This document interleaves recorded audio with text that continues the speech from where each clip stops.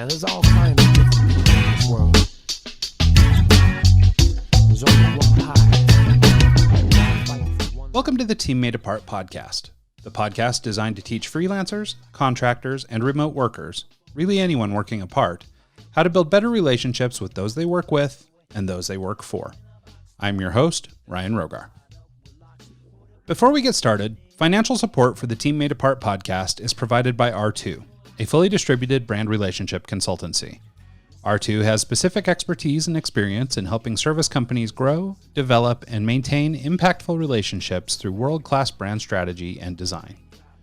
R2 supports the world's best distributed companies by providing valuable insights, strategy, empathy, and tactical expertise to help them foster truly meaningful relationships from top management to top consumer. If the success of your business depends on the relationships you make, then you need R2. To learn more or to request a call, simply visit r2mg.com/podcast. That's r2mg.com/podcast. R2, relationships squared. Also, financial support comes from teammadeapart.com. Leveraging 20 plus years of global agency and creative hiring expertise, Team Made Apart provides distributed organizations with access to the best and brightest creative talent from around the world. Through deep understanding of client needs and meaningful relationships with talent, Team Made Apart facilitates a sort of virtual handshake between prospective employer and prospective employee to reduce risk and eliminate doubt from creative hiring decisions. Take a step towards filling that creative-shaped void in your distributed team by visiting teammadeapart.com/talent. That's teammadeapart.com/talent to learn more. Finally, financial support comes from supporters like you. Members of our Happy Little Podcast community can make contributions directly to the show by visiting teammadeapart.com/podcast and clicking on the donation link. Donations can be made in any amount and would go a long way towards keeping this show on the air. If you appreciate the work we're doing and would like to get involved, just visit teammadeapart.com/podcast, click the donate button, and you're on your way. Thanks in advance for your continued support. And now, on to the show. Hey everybody, welcome back to the Team Made Apart podcast. Today's special guest is author, speaker, and CEO at PeopleG2, Chris Dyer. PeopleG2 is a fully distributed company of more than 30 people and 3,000 independent contractors focused on pre-employment screening, helping clients find better employees. On the heels of his book, The Power of Company Culture and How Any Business Can Build a Culture That Improves Productivity, Performance, and Profits, Chris established his authority in the remote workspace and became a sought-after public speaker and keynote, coaching top companies on how to develop culture on remote teams.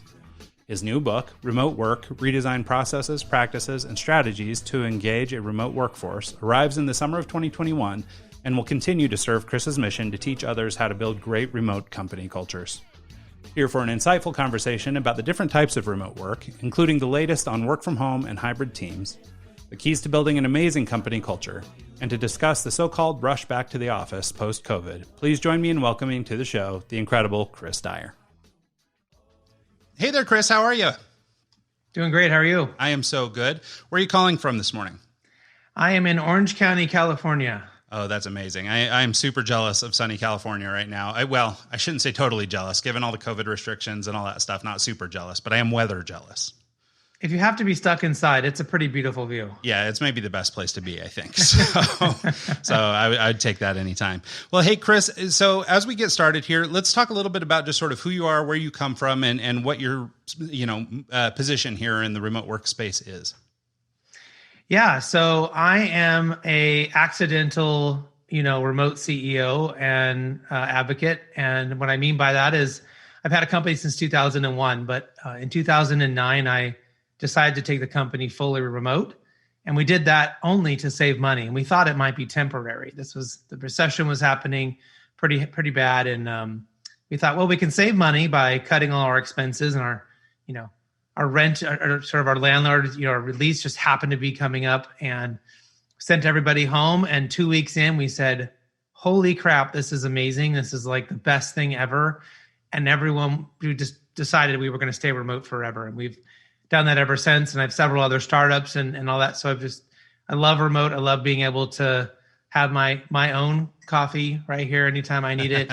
Peace and quiet, deep time to think. And, my people love it too. Yeah, no, that's great. Well, and I love to hear your story in that sense because I mean, so many of the people that I talk to, oh, I've always been remote. We started remote first, all this stuff, and I think it's important, this transition, right? I mean, obviously you did it in a time that wasn't necessarily forced by pandemic, but that experience, I think, of making that sort of intentional shift, I think probably sets you up pretty well to talk to people who are experiencing problems now.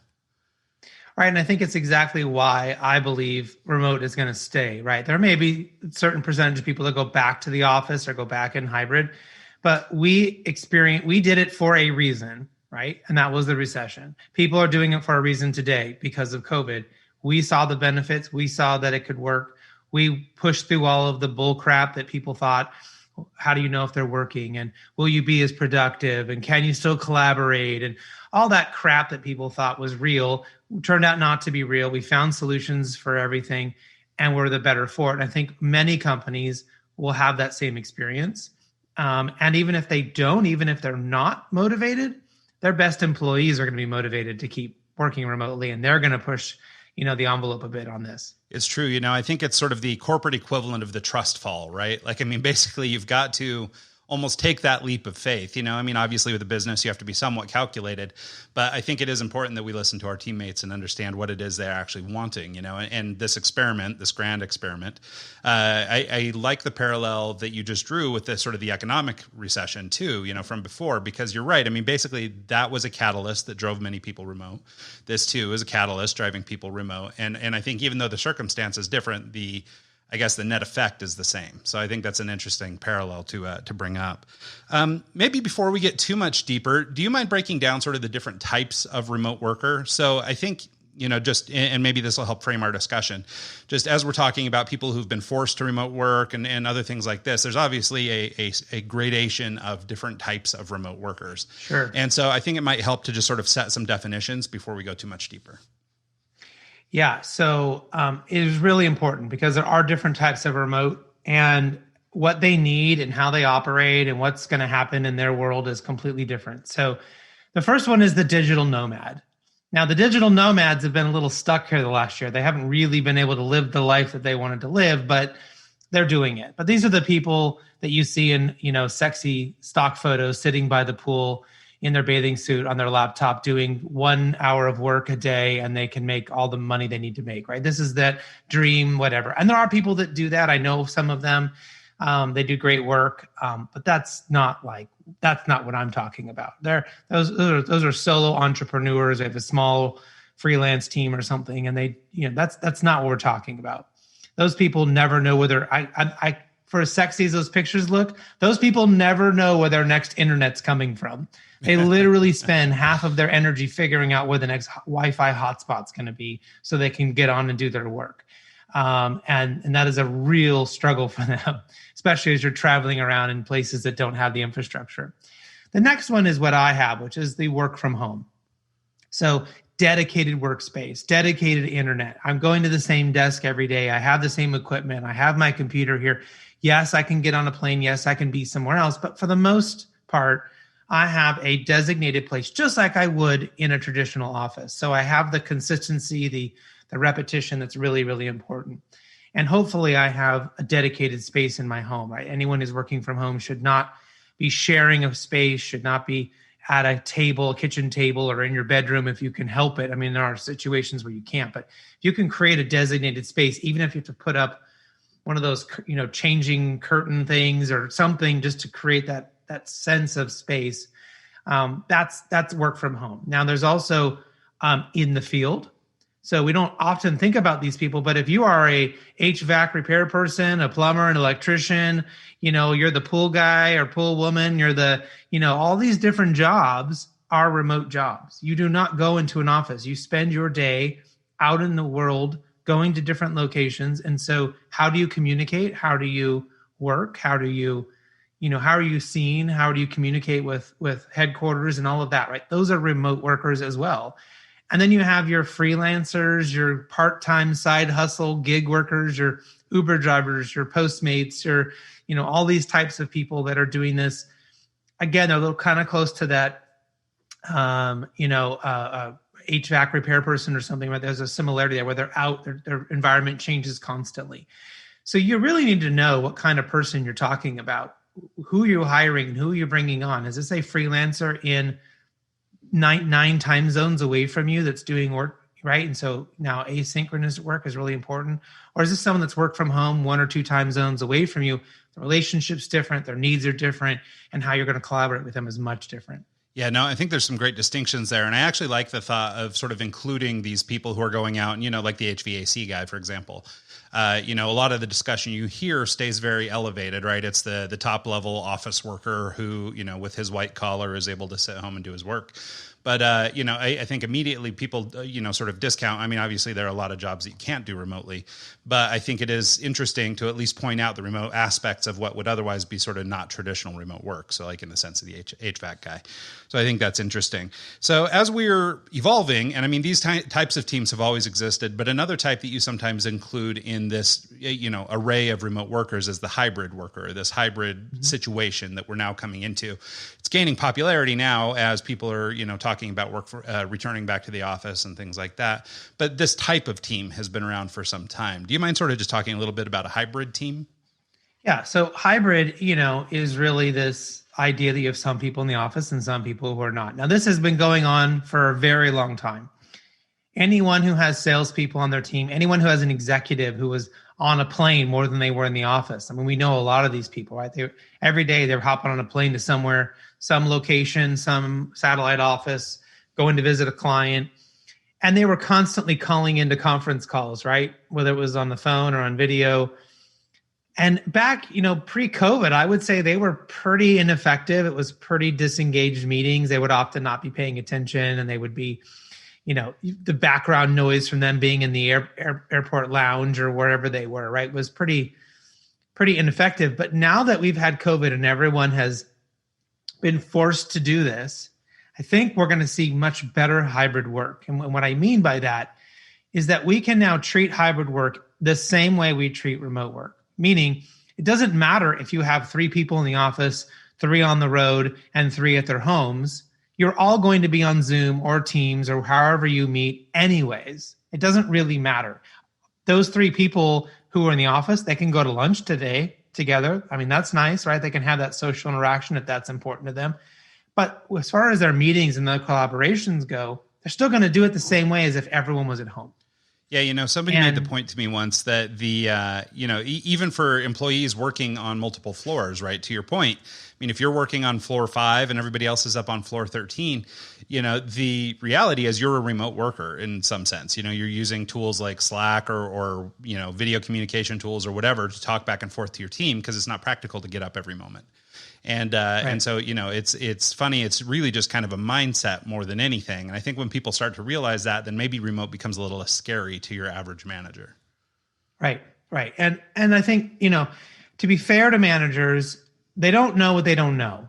And so if we don't teach them and show them what they can do and how to manage, people remotely in a really effective way, then they're left to the sort of their own, concerns and fears. I mean, if you don't know something, this is a sort of a cognitive bias that our brains have.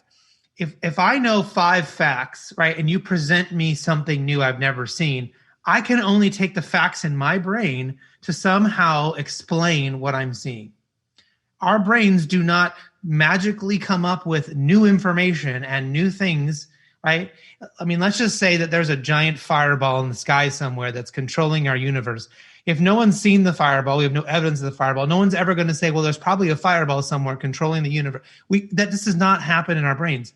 So if we don't tell managers, if we don't help them and explain to them how to do this and how to be effective, then they're going to be scared, they're going to be fearful, and they're not going to know how to do it. Now, that's to be fair to managers. To be really, really honest to managers, if they think they have to manage people by seeing them, if they have to manage them by having them close to them, near them, around them, that is about fear and power and manipulation and command and control. And if you are that kind of person, you need to quickly go read some books and get some inspiration somewhere, because your life is going to get real tough real soon here. And if you are a worker who has a manager like that, you need to get a new job now and get away from that, because that will never be able to be the kind of person you need them to be and to help you succeed and elevate inside of an organization or just become better for your next job outside the organization. If they have to be able to touch you to be able to manage you, right? If they assume that the amount of meetings you're in, the amount of papers that are rustling on your desk is productivity, they are the worst manager for you. You need to get out. Yeah, there's two things there that you said that I'd like to kind of unpack a little bit, or at least comment on. The first is this idea that, we obviously, especially for us who have been around remote work for some time, we can look at these management techniques, this command and control style of management, and look at it and recognize it's out of date and it's not in touch with what's reality these days. And I think you're right that, obviously people need to grow and evolve. And this is one of the problems I'm having so much with this concept of the new normal that you're hearing everyone throw around, right? This new normal, or this, idea of let's get back to how it was, that kind of thing. And I think it actually does kind of a disservice to, everybody who's been sick or lost work or all this other stuff to try and pretend that we should just kind of gloss over these last couple of years and just start clean, just we're going to go back to the way it was, all the suffering, everything else you've done for the last years for nothing. We're just going to go back to the way it was. And I think that, really what we ought to be doing, and I think this is true of anybody in management or even for the employees themselves, like we all need to evolve, right? We all need to be better. And we should be using this period of, I would call it rapid growth to really be educating ourselves and becoming better managers. And the other thing that you mentioned there was that idea of if you've got this bad manager, go get yourself a new job. And I love this idea because I think that sort of being empowered with the freedom to understand that you can go find a new job is a big deal. Now, granted, it's kind of a funky time and maybe, there aren't people, or maybe in some positions, maybe it's more difficult to find work right now. I don't know. But I suspect that if you're dedicated and hardworking and you want to find a position, you can probably find a position somewhere. And so, but I like that idea of sort of taking the control back, rather than trying to make an old manager bend to you, rather just do the thing that's right for you. And so I think that both of those are really good points. And this is the time to do it. And this is the time to put pressure on organizations to continue to support remote. If you're out there looking for a new job and you're saying, can I work remotely or can I work remotely part of the time, or what does that look like? And they're continually hearing that, right? They're going to know they've got to continue to offer that and make that a part of the world. And what I'm waiting for is still the big epiphany that most people are going to have. And it's hard because I am sort of using a California filter here, but most schools are not open in California. Most schools are still doing, from a total percentage of kids percentage. There are a lot of schools that are back or that are hybrid or doing some combination. Like LA Unified is still 100% virtual. They make up the largest school, union district in our state. And so people still don't have the experience of working at home without kids. Mm-hmm. Yeah, no, it's true. I mean, it's totally different thing. Yeah, totally different. I mean, like, you're not getting interrupted 50 times a day with, can I have some snack? Can I have help with my homework? Do you know what I mean? Like I said this in the beginning of the show, the time to deeply focus and do my work without interruption is one of the most fundamentally awesome things about remote work. And I can't imagine having a 9-year-old and a 6-year-old running around interrupting me all the time. And I'm trying to help them with their tech needs and getting on and making sure they're helping their teacher or doing, are they showing up into their classroom? Like that just totally fries your brain. Yeah, no, it's true. It really does. And I also think of our friends in some other countries where maybe they're not blessed to have the kind of real estate or spreads that we can get here in the States. And, you've got a little 1-bedroom flat or something like that where, you're trying to work around kids. You're trying to find a spot on the porch where you can set up a table. Things get pretty tricky. So, here in the US, for many of us, you can have a home and you can have a little bit of space and you can spread out a little bit. And, it's, I think more doable in some places than others. But I think that, it's really important, that idea of trying to find your space where you can find it. But as far as a real remote work experience, you're right. It's not normal to have, little kids running around and everything. And not to mention, it's full-time work to do that stuff. My wife is a teacher. She teaches in the junior high here, 8th and 9th grade. And here in Utah, we've been back. Well, the junior high kids have been back in school since November. But up till that time when we were fully remote, we had to spend a lot of time on schedule and routine and making sure that we had our kids, basically our poor kids were on the same bell schedule as they would normally have. So they were getting up at 8 and they were doing their, getting ready for school, and they'd get dressed and then they'd come downstairs and work. And, as a lifelong freelancer and remote worker myself, that's how I've always done it, right? For me, it made sense to get up and get dressed and even if it's not physical separation, put some emotional or mental separation between rest and work, and so I felt like it was really important to do that for our kids too. And it's a crazy time, and I could go on a whole diatribe about, how hard it's been on the teachers to try and become remote workers all of a sudden and all this stuff. So that's a huge topic, but I think it's a good one worth talking about. Yeah. Yeah. My wife's a teacher too. So we have that. Oh, good. So you've been through all this with me. I've been through it all. And what's been, really interesting is this is the hardest year she's ever had. I mean, her and I have been together, either as a boyfriend, girlfriend, or spouses her entire teaching career. And this is the hardest year. She'll tell you that. And I will tell you that just in watching her, of what she's had to do, because she's teaching basically 3 different ways all at the same time. Yeah. Well, and I have to imagine if your wife's anything like mine, she got into it for the kids, doing all this stuff on, there's a million tools, but she works on Canvas. And so doing all this work on Canvas and having limited touch with kids and stuff, like, I mean, when you become an IT person, not a teacher, it sort of shifts the passion, I guess. And so it's been a kind of an unfortunate year. And luckily like I say, we're back in school here. So, I mean, luckily, she's getting back into sort of, I'm a teacher mode, but even at that, I mean, she still has to keep the online stuff going full speed for everybody who's working from home. And then she's teaching in the classroom also. And so, I mean, it's still, doing a couple modalities at once. So they are being asked to do a lot. Yeah. Yeah. It's an interesting year. I think there's going to be, we'll see if teachers burn out. We may have a huge teacher shortage in the next couple of years. It'll be interesting to see for sure. Yeah. Well, hey, so to take this back to our conversation a few minutes ago, I wanted to, one of the things you mentioned in hybrid teams is that obviously people are evolving and hopefully we'll get better. But the example you used of the CEO who was kind of crappy at his job because he was always on the road or always calling in from, a flight or whatever. And, but you mentioned that, you had hope that maybe we'd be improving. And one of the things I think we could do to improve is, obviously improve our communication. But I wonder if you would go into sort of meetings a little bit and how we might make our meetings better. I think that, obviously there's been a lot of technological advancement in terms of being able to make our meetings, I guess, physically better. But I wonder if you talk a little bit about different meeting types and the way that, your hybrid teams can work better together. So here's the good news. Anybody in a leadership position can radically change their meetings right now and have a huge impact on their team. So if you only lead a team of people and you can only impact them, that you can still do this stuff. If you're the CEO, you can do this stuff, right? It doesn't really, whatever your level of influence is, you can put this in.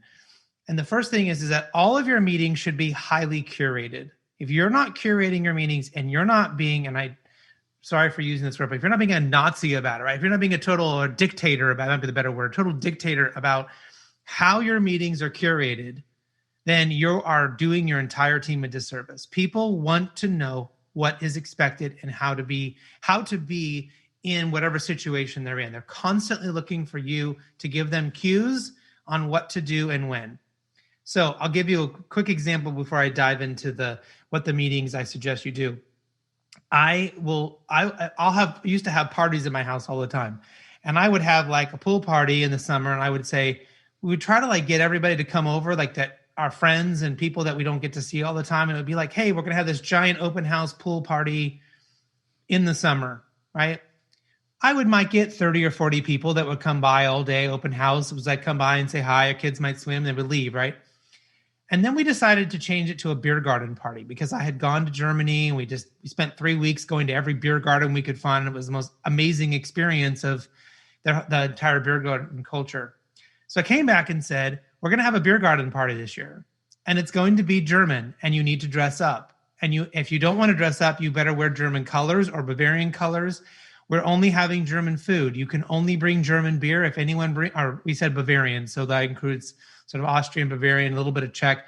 We said those are the only beers that are allowed or wines from those regions. If you show up with Coors Light, I will throw it on the street. I mean, I was a freaking dictator. I was like, gave them all these rules. And I thought, oh, my friends are going to hate me. Like I'm being such a jerk. We have 150 people show up to that party every year. Oh, wow. Why? I had beer at both of them. I had hot dogs at both of them. right? We swam in the pool, we hung out with our families. Why did 3 times as many people show up to that one? Because they knew what the rules were, they knew what was expected. I created an entire environment for them, so there was no guesswork. They didn't have to think about how to act. They didn't have to think about what we were going to do. There was none of that in-between anxiety, right? When does it start? When do we leave? What do we do when? I told them during the day is for the kids, and at night it's an adult party, right? The Jägermeister's coming out at night. Like the kids are not allowed, after when the sun goes down, your kids better not be here, right? I was very distinct about what was happening and when.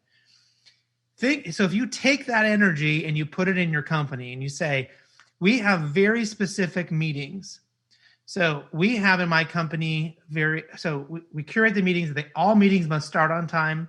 They must end early, as best we can to end early. We never go overtime, ever, ever, ever. So within a minute, the meeting started at 2. By 2:01, we are starting. And if you show up late, you have to sing. Unless you're a great singer, then we make you do terrible poetry. And that only happens like once every 3 or 4 years, where someone actually goofs and has to sing, and the whole company hears about it, and that reinforces it. And it's a fun punishment. It's not like I'm going to call you to a separate meeting and write you up or something, right? But we always start on time. And then the meetings we have several curated meetings. So we have a cockroach meetings and we have ostrich team meetings. These are 15 minutes long, one topic only. Cockroaches, hey, I have a small problem. Who can help me? Ostriches, hey, I just need to learn something. Help me get my head out of the sand. Like, I don't know. This client just called me and I have to be on this meeting. I don't know anything about this client. Who can fill me in? Who can just give me the download? Like in the Matrix, where they would, stick a thing in the back of his head and suddenly he knew how to fly a helicopter, right? That's like an ostrich meeting. Just give me the information I need. Think about how different that is for the employees. They know what to expect. They know what their role is. They know what's going to happen. And it's one topic and there's no prep time. You just show up and help. The other big thing about those meetings, they're optional. Doesn't matter who calls it. It is optional. Even if the CEO, I ask you to come to an ostrich meeting, you have full carte blanche to tell me you're too busy, because it is just an optional meeting. I'm just seeing who can help me right now. Right? So they can control that. Yeah. The other big thing is that anyone can call those meetings. They're not hierarchical. So anyone can say, I have a problem. Who can help me? And they can invite me. They can invite the CEO. They can invite the CTO. They don't have to go through their manager and 9 levels of bureaucracy to try to get to the right person, right? And wait a week to get a response back. They can just say, I got this problem. Who can help me for 15 minutes? Yeah. So if you can curate those, go ahead. Oh, I was just going to say, now what about more serious issues? Let's say we have a company issue, or something, all hands on deck, we've got a client problem we have to solve or something. What do you do about those kind of meetings? So we call that a tiger team meeting. So we use these animals to sort of help people visualize the change in the meeting. So think if you have a cockroach in the bathroom, it's a small problem. You may not be the one who cleans it up, but it's a small issue.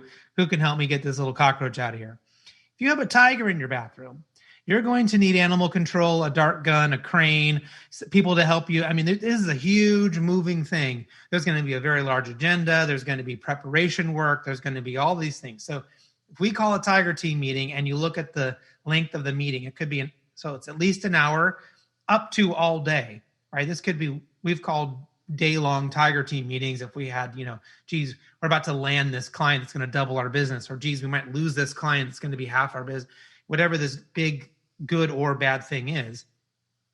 And then you have an agenda, right? So these meetings have to have agendas. Everyone knows what they have to have prepared for in advance.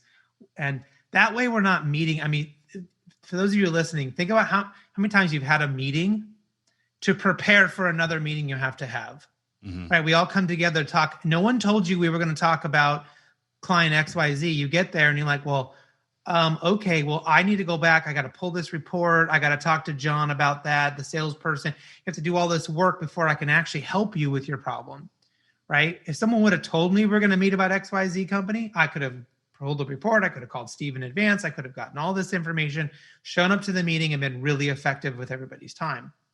So we have to have agendas. We have to have all that information in advance and give people the time and the expectation of what they're going to be doing in this meeting. Yeah, no, Now, I think I mean, obviously I think it's totally anecdotal. I mean, but I think most everybody can think of a time or a boss or a manager that they've had over the years, that they would consider effective or not effective. Right. And at least in my experience, and it's funny to take it back to education, my wife is sort of the hard ass, right? She's the one that's tough and she makes the kids work, and she, I mean, there is no slacking off in her class, and there's no tolerance for BS, right? Like, I mean, she's pretty hardcore as, compared to a lot of her peers, but those kids, I mean, there's always a wait list to get into her class. There's always more people than you can imagine. I mean, she's getting, wedding invitations from kids she had 13 years ago.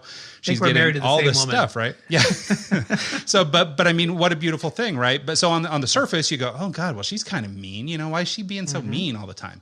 But what the kids love about it, and just like you would love of a great manager, even if they're kind of a hard ass, is what the expectation is. What you're supposed to do. So when you've A, fallen short, or B, met or exceeded expectation. Like where you're at.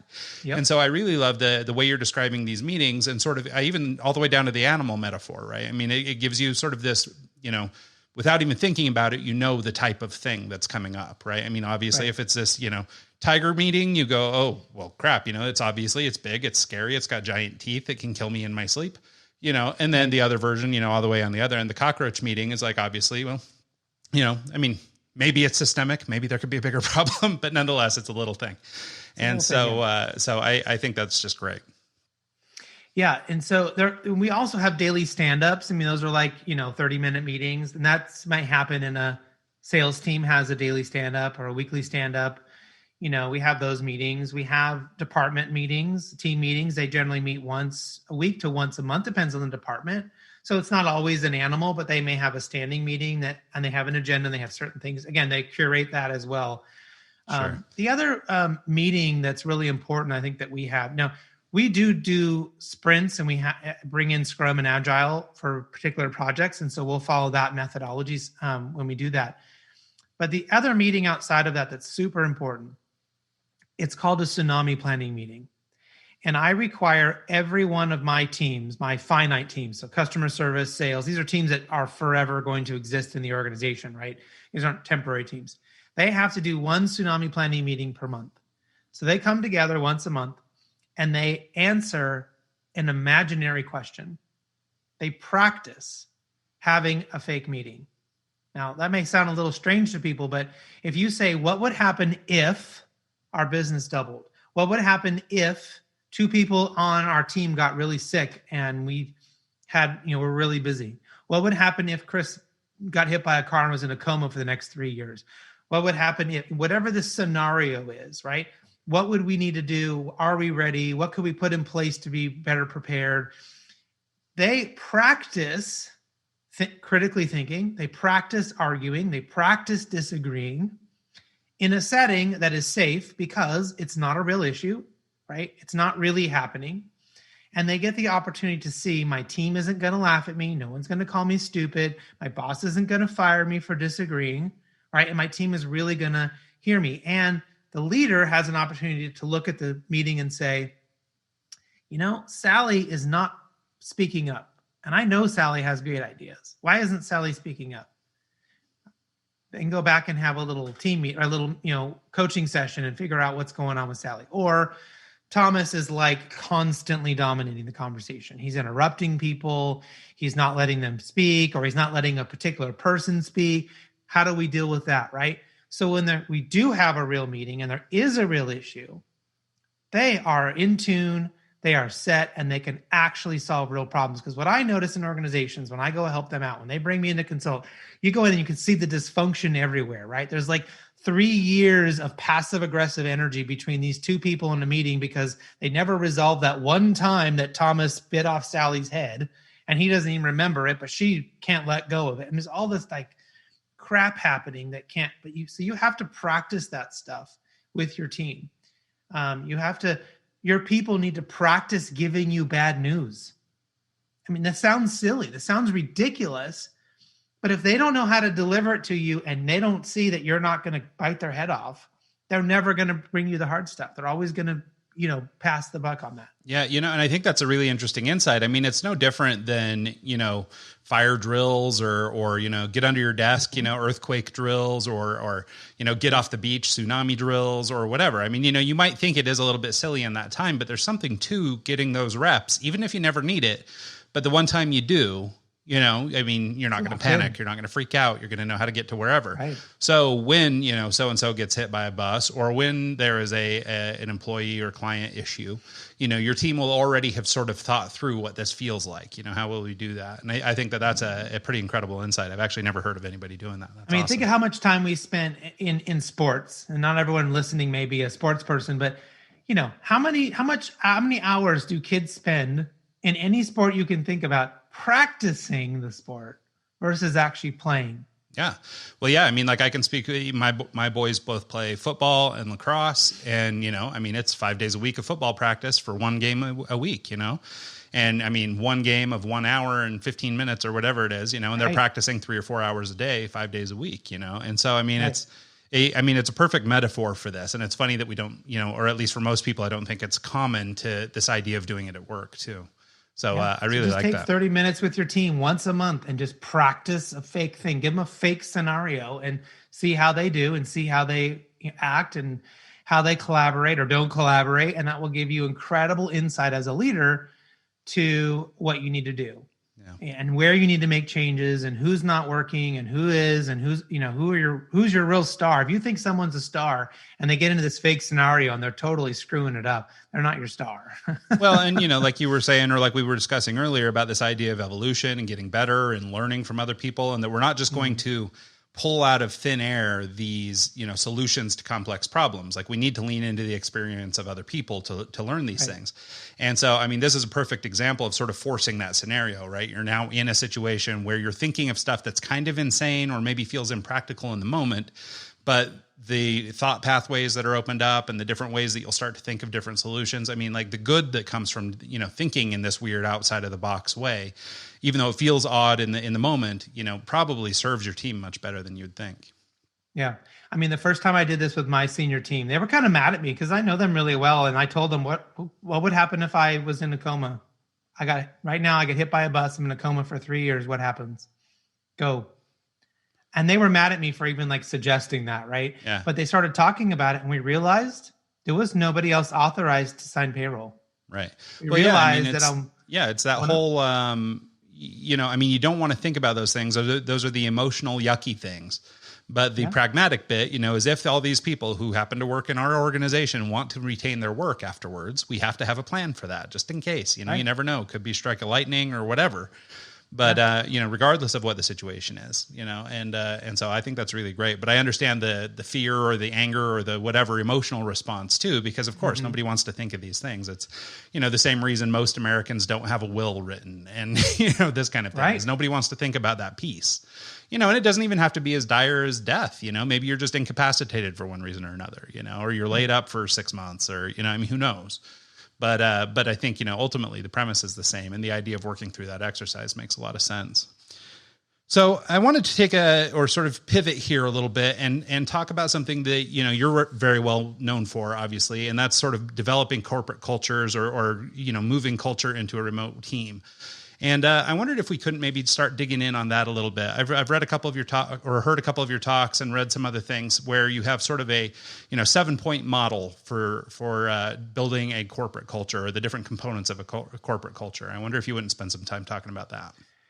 Sure. So, for my first book, which is called The Power of Company Culture, I went back and researched, and I read hundreds of books, and I really became as big of a student as I could on this topic. And what I noticed between all of the things that people were saying and all of the research that was out there and all of my interviews, I did hundreds of interviews on my podcast with these top leaders, I was consistently hearing certain things that great cultures were good at. So there's definitely the things you need to do if you just want to be good at culture. You need to have a mission statement. You need to have your values identified. You need to focus on your why. There's all these pretty common things you can think about. But there was a difference in what the greatest companies were doing, right? These are market leaders. These are companies that are doing great things. And And sometimes the ones you didn't even hear about because they were so good, they got bought up by somebody else, and they just became a part of another company. But they did these things really well. So there's 7 pillars, and we can go through some of them here. The first one, and I think this is of the most important, is transparency. How transparent can you be? Now, remember I talked about earlier, our brains cannot fill in information that we don't have, right? We can only take the facts we have. And if one of the facts that I have in my brain is that my boss is going to lie to me and I may not have a job tomorrow because that happened to me once before, and you don't tell me everything, I'm going to go to that fact I have in my brain, right? So people fill in the gaps. Like it's like the Mad Libs. Remember that Mad Libs as kids, right? And if you only know like 10 words, you can only fill in 10. Like your Mad Libs is going to look a lot different than the boss's Mad Lib who has 1,000 words in his vocabulary to use, right? So how transparent can we be?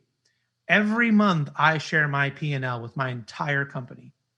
Every month we share our sales goal. Every month we tell everyone in the company everything we can at a pretty high strategic level because we do a 30-minute meeting. We're trying to keep our meeting times down. And if anyone has questions about any of that, and I've had people schedule meetings with me and ask me, what does it mean on the P&L when it says this? And what, they were curious. And we told them. We give people that information and they know, are we struggling? Are we doing well? Where's our sales team doing well? Are they not doing well? What partnership is working? Which one isn't working? Yeah. All of that helps them make better decisions and feel better about where they are in the company, feel better about their trajectory. But also, if they don't know what I know, they can't possibly help me solve big problems. Yeah, I know a company out in California also. They're an online education provider for creative people.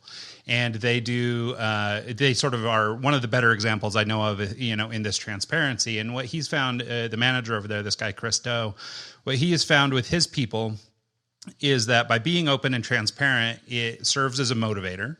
Right. I mean, like you're saying, people have to know what's going on, right? If they know the business is suffering and that could affect their employment, for example, well, they might be more motivated to do whatever they can do to try and, elevate, whatever this metric is, right. Or, also, it kind of gives them a little stake in the game, right? It makes them feel more managerial or more integral to a company. They're not just a worker bee, rather they're a business associate and they're a part of this company, and I think that that's really great because there's a lot of these kinds of words like transparency that get thrown around a lot. And I think there's a lot of room for interpretation, but I like the way that you're defining the term because I think, it is more about really showing the behind the scenes than it is about just saying we're very transparent and we're open and honest and we're radically honest or, any of these phrases that people throw around. Even being transparent is, do your senior leaders all know what each other's goals are? I 9 times out of 10, when I work with a company and I ask them that question, they tell me no.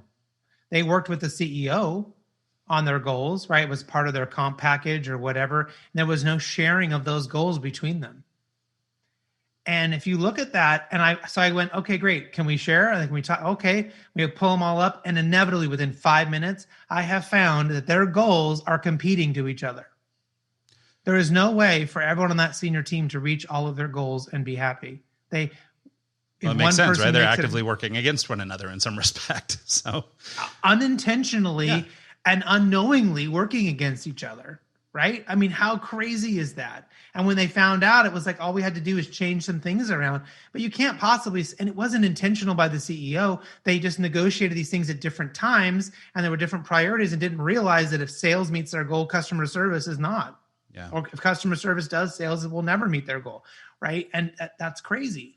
So you have to bring these things up to the surface so everyone knows what the goals are, everyone knows where we're headed, and, there's a conflict here. How do we resolve that? So you don't have those two people fighting with each other in every meeting they're in, again, unintentionally, because they have totally different priorities or objectives of what they've been told they're supposed to go and do. Yeah. You hear a lot of people talk about alignment and this idea of aligning with company missions or aligning with company goals. But I think you're making a great point that it's not just about alignment, but it's about understanding each other's goals. Life happens. We're all at different stages. Everybody's got kids or no kids, or they live in an apartment or a house, or they live wherever, and everybody's got different needs and different, takeaways that they want to get. And so I think it's really important to not just align with sort of a company vision, but, in a grander scale, make sure that you understand where everybody's at. Yeah, absolutely. So the next pillar is positivity, which is The best organizations know how to focus on what is working. They don't spend their time problem solving, quote unquote, right? They're not out there looking for problems. They're looking for opportunities. Where can we get better? So in every meeting, when we show up, and if you want, this is a fantastic little thing you can do. If you ever have a really angry client or angry vendor or angry person, even your spouse, you can use this with, right? Because we're in trouble all the time. Especially if we have teachers for wives, is to say, well, before I understand you're upset, but let's start with what's working, right? What have I done well? What are you happy with, right? Whatever that term is. Because I've had clients call up and be like, I'm so mad about this thing. And I'd be like, really understand, let's dive into that. But can we start with what's working? I want to understand where are we okay? And they'll go through like, well, you guys do this really well, you do this really well. I really appreciate you calling me back. Okay, and suddenly their energy level goes right, and now they're okay. You just remembered everything's okay. It's just this one little thing. Okay, now tell me what's happening. They tell you, in a perfect world, if you had a magic wand, how would this be different?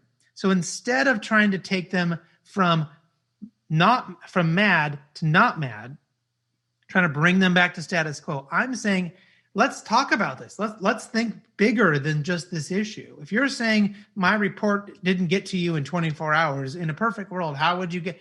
Well, there's one thing on the report I need to know right away. I don't really care if this other stuff comes to me quickly.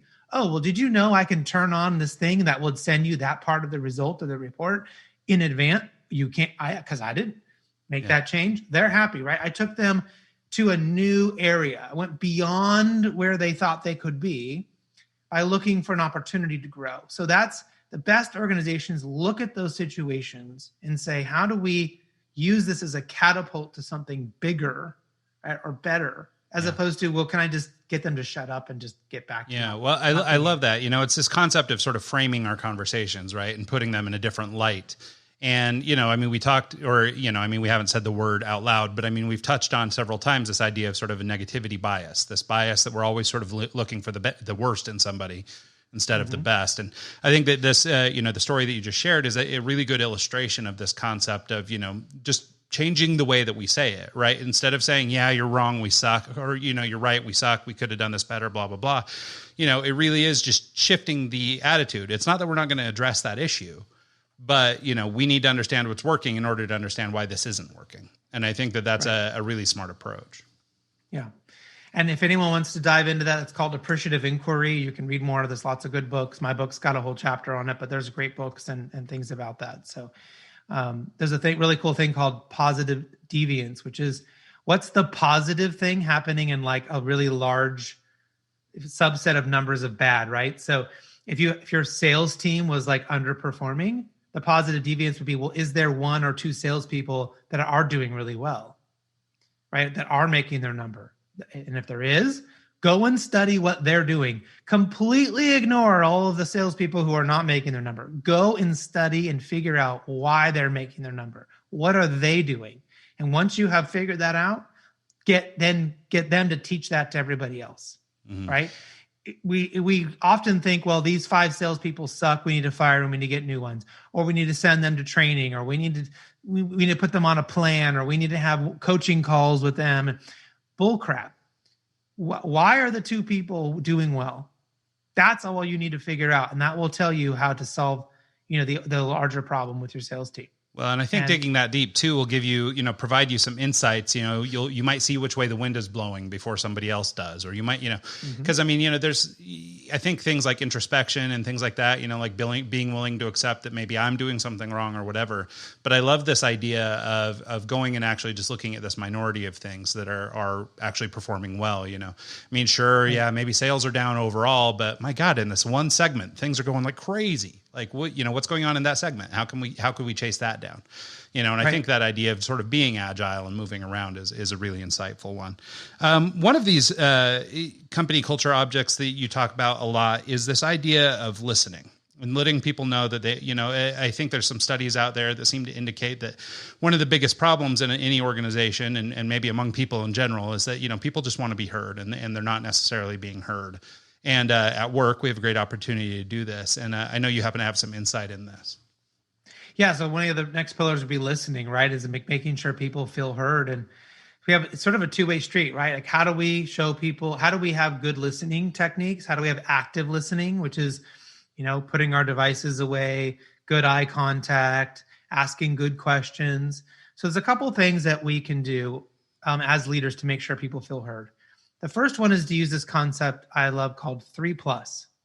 So if someone comes to you and they're emotional in we're all emotional all the time, but I mean, they're particularly seem elevated, right? They're overly happy, they're overly sad, they're overly angry, right? They're sort of coming to you with some energy, for you to qualify and quantify what's really happening. And so if you came to me and you seem kind of upset, I'd be like, Ryan, what I'm hearing is that you're upset because this client won't sign the contract. And you go, well, it's not exactly it. I'm upset because that client, the contact, won't give that contract to their boss so I can get it signed. So it's not the contract, it's just one person's blocking me. Oh, so what you're saying is you're upset at that one person, right? So I am saying it a second time. You're upset at that one person for not delivering it to their boss. Yes, but it's also because I know their boss is on vacation. So you're upset that they can't move. They physically cannot go because the decision maker isn't available. Yes, that's what I'm saying. Right. So I have now asked you 3 clarifying questions to get to the real frustration that you're upset about. Because one thing that we don't realize is if you and I are having a conversation and you say something to me, it is actually my job to get the meaning right. And that's counterintuitive. We think it's the person talking that's supposed to get the meaning correct. They're supposed to deliver it in a way that is so clear that everyone can understand what's being said. And that is fundamentally impossible to do. There's no way you cannot understand everyone else's brains and life and interpretations and experiences.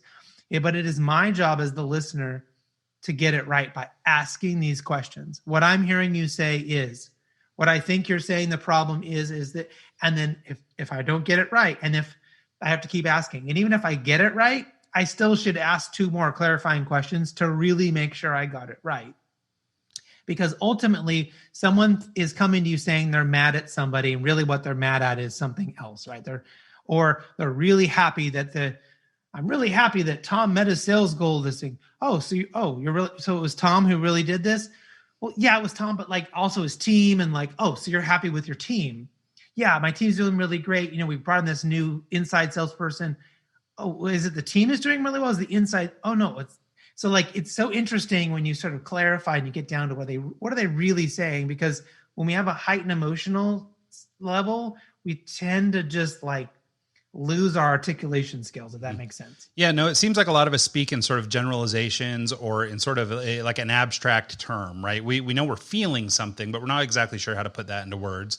And what's interesting about this process and sort of uncovering or peeling back the layers is that you're basically kind of revealing something that we didn't even understand, right? So we think we're upset at, this first level person who won't pass this document on to their boss, when the thing that they're actually upset about is just, it's a matter of timing. It's really that this guy happens to be out of town, and so we're busy thinking, about the most immediate pinprick, right? We're thinking about the nail, not the guy hammering it. Right. And so, because we're responding to the most immediate need or the most immediate problem. And so I think that's really great. And we've sort of covered that idea too, when we were discussing sort of the CEOs and maybe the executive leadership or really anybody, and trying to uncover everybody's goals, right? I mean, everybody has this top level goal where it's like, yeah, sure, I want the company to succeed. Okay, but the reason we want the company to succeed is so I can get that houseboat, or so that we can go on vacation this year, or so that I can feel fulfilled professionally, or whatever it is, and obviously you want people to care about your business and they need to be involved in the culture of the company, but they're going to have some self-serving needs, right? I want to put my kid into a private school. Therefore I hope the company does good. So I'll do my part to make sure the company does good, but that top level goal of the company doing good, if I just work for that goal, it's not serving my child getting into private school. I need to be doing what I need to do to take care of that, end goal. And so I think taking this time and being thoughtful about it and sort of uncovering or peeling back the layers is a really critical step. Yeah, absolutely. Absolutely. Yeah. The other technique that you sort of brought up or that I've heard in your talks around this is this idea of active listening. And do you mind sort of breaking down what active listening is? And I think this is a term, and for people who listen to this show, they're going to hear me say this every episode. But, you hear so much time around or so much talk about intention and being intentional in the things that we're doing. And I think that we're seeing that as we go through these different aspects of management and remote leadership, that being intentional in what we're doing. But I think that relates to this listening topic too, this idea of being intentional and actively listening. So do you mind talking a little bit about that? Yeah. So active listening, some of the things we talked about, but more specifically, if you are listening to someone talk, and your gut reaction is that you hear something, right? And you're basically waiting for the other person to shut up so that you can respond. If you're listening to respond versus listening to understand, that's the difference in active listening. So if you find yourself sort of like, I had this thing. And I'll give you a good example. So a few years ago, when we could actually have a Super Bowl party, I had a buddy over, several people over, and we were having a discussion. And this guy said, "Yeah, we're going to be going to Yosemite with the family, going camping." And you could tell like he was worried about it, right? And immediately, one friend started talking about the time he went to Yosemite, and then my buddy kind of got back into the conversation, and another buddy started talking about what camper equipment to use, what sleeping bags, how to keep your stuff safe from bears. And like the guy came back to the conversation again. And so the difference is I was listening to understand. I wasn't listening and I wasn't hearing a detail and then going down some path because that's what I heard or what I know. And so I kept listening. Finally, I said to my buddy, I said, what's the fear here? What are you really worried about? Because he wasn't articulating it. He wasn't getting it out, but he kept kind of coming back to we're going on this trip. I don't know how it's going to go. And, it's the first time we've gone away. And so I finally got it out of him. What he was worried about was there's no Wi-Fi. What are the kids going to do? What is he going to do with 3 children in a freaking camper or this motorhome he's rented when there's no Wi-Fi? They usually are on their iPads all the time, or there's Netflix. Like he was honestly like, am I going to go crazy? But what everyone else had contributed was about things they knew about because they immediately were listening to respond, heard a detail. Oh, I know that detail. I know Yosemite. I've been there. I know about campers. I know about sleeping bags. And that wasn't anything what he was talking about. And he didn't even really know what he was quite trying to articulate. It took him a moment to he knew he was kind of upset, or he was sort of had forelearning about going on this trip, right? But he didn't quite know. And I had to kind of ask him a few questions to finally figure out what it was he was worried about. And that was spending too much time with your kids, right? Was that going to be overwhelming for him? He's stuck in a camper for 7 days, on the road and in this no Wi-Fi zone. Well, unfortunately, it's sort of a sad reality of the time we're living in. This is the guy's concern, but no, it's true. Nonetheless, his concern, right? Well, and the point is that you were able to sort of, by listening thoroughly and not chasing down each of those little trails, and I admit, I do that with, I try very hard not to. But, you get that little spark in your head when you hear somebody say something. You go, oh, God, I have to say this. I have to respond. I have a thing. And the reality is, no, you just need to stop and let that person articulate it. And so, it's definitely, active listening is not something that just comes for free. It is something you have to put some work into. But I think that the goods that happens to everybody. So let that thing come up and then just let it go. Don't hold it there. That's what we do. That's the mistake we make, is we hold it in our brain, trying to keep it there for when the person stops talking. I promise you, if you let it go, you'll remember it if it was important. Because what will probably happen is you'll hear something deeper in the conversation and a new thought will come to your brain. And again, you can let that rest and settle down, right? And you sort of have these thoughts that keep stacking. And eventually, actually, what you get to is something pretty good, or you realize you need to ask another question to really understand where they're at. So just let it go. Don't fight it, but don't hold it there in your brain either. Let it, when you were talking just now, I felt something come up and I went, okay, let it go. Yep. Right. Well, and that's the thing, right? I think if you really think about just sort of your experience, as you're going through life and you're hearing people say things and then you feel this thing bubble up, because that's a common experience that we would all share. When that comes up, you might notice, if you're paying more attention, if you're trying to be an active listener, you'll notice that you can't hear anything else. All you can hear is the thought in your head. And so you stop listening to them altogether and you're stuck back here. So, eventually 2 minutes down the road when they stop talking and you're now sharing your idea, maybe it's not relevant at all. Like maybe we're talking about something that we've moved way past, but you stopped in time back there a few minutes ago when I said X, Y, Z, and now we're stuck there. So I think that those are all great points and obviously something for us to work on. Here in the last couple minutes, there's one more of these topics I wanted to just talk about, and I think it just sort of helps close the loop. So if you don't mind taking a minute on it, it's this idea of measurement and understanding our metrics for success. So, it's one thing to understand goals. It's one thing to all be working towards an objective, all that stuff. But how do we know when we've got there? Well, I don't know if we ever really get there with anything, right? Most success and businesses, it's infinite. It's always going. So, you can have a goal. We want to sell the business or we want to reach this whatever, or, you can have a finite goal, but I think in most situations, there really isn't a true end. So instead, what we need to do is think about, well, how do we measure what matters, what's important? How do we figure out what's really important? So I'll give you an example for sales. I know so many people that say for their salespeople, it's all about how many calls they make, how many proposals they send out. I have never used that as measurement. That is not good measurement to me. To me, it's, did you meet your quota, right? We came up with this number. We said you were going to do X this month, right? Here's your pipeline. Okay, did you make it? Great. And if you beat it, why did you beat it? Why was it so good? Let's talk about that. That's awesome. Maybe we can do more of that, right? That's that positive deviance thing. Like where was the surprise? But also, if you didn't make it, then I might ask you, well, how many calls are you doing? How many emails are you sending out? How many proposals are you working on? Where are you talking to our partners? Then I can start to ask you those other questions. But if I just set this blanket goal of you must make 20 phone calls a day, and that's measurement, that's terrible measurement because they can make 20 crappy calls. Mm-hmm. I'd rather have them make 2 awesome calls that they highly researched, they knew everything about the person, and they got in and they could really make a good connection and actually have a chance to bring that person on as a client. Yeah, well, and I think that's the thing, right? And this hedges some of those fears we were talking about early on with managers and, a poor manager of a remote team who's really looking to sort of, see you do everything or see you in the office moving papers or, those fears are the same here, right? We're trying to figure out how to make sure you're doing your job, right? It's based in this fear.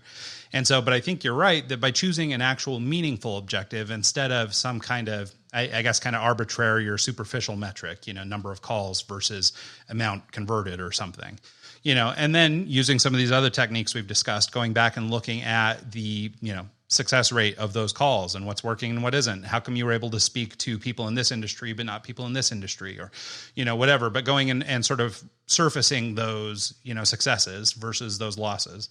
And, and I think that doing all that stuff can really help you meet a meaningful number that actually moves the bar. Yeah, absolutely. Absolutely. Well, cool. So as we're winding down here, the last couple of minutes, do you want to just talk a minute? I don't know if you want to get into your new book, but if you'd like to talk a little bit about your new book, I happen to know that you're working on something, and I wondered if maybe you'd like to talk about it a little bit. So the new book is called Remote Work. You can find it on Amazon. You can look up Remote Work, Chris Dyer, or wherever you buy your books. And it comes out at the end of May, so you can pre-order it. And I'm just excited. It is a story about why I went remote, why my co-author went remote in 2001. She had 300 recruiters around the world. And so there are our stories, and there is a lot of this culture things we've been talking about today, but we also started writing it before COVID. And when COVID happened, we realized we needed to get more stories. So we have case studies on Cornerstone On Demand, who onboarded 4,000 people remotely during the pandemic.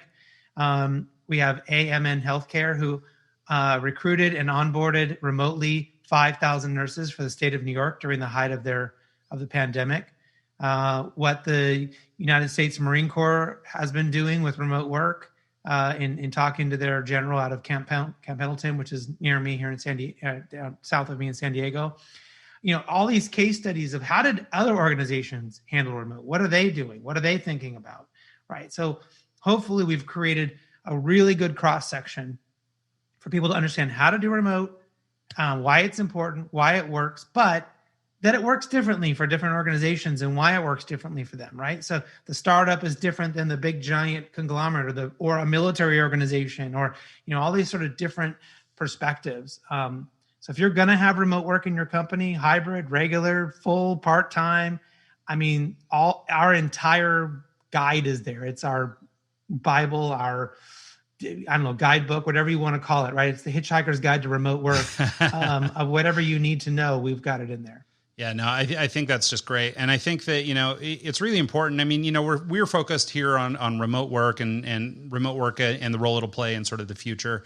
And I know that there's a lot of big mindset shifts and things like that are going to happen to move some of these dinosaurs forward into what's next and some of this other stuff. But one of the things I like to point out is that the fundamentals of being a great remote leader will honestly serve you no matter what you do. And so, these ideas of developing corporate culture, these may be finely tuned or could be sort of, worked well in a remote team. But if you were doing these sorts of things, they would help you in your normal business too, or in your sort of co-located operation.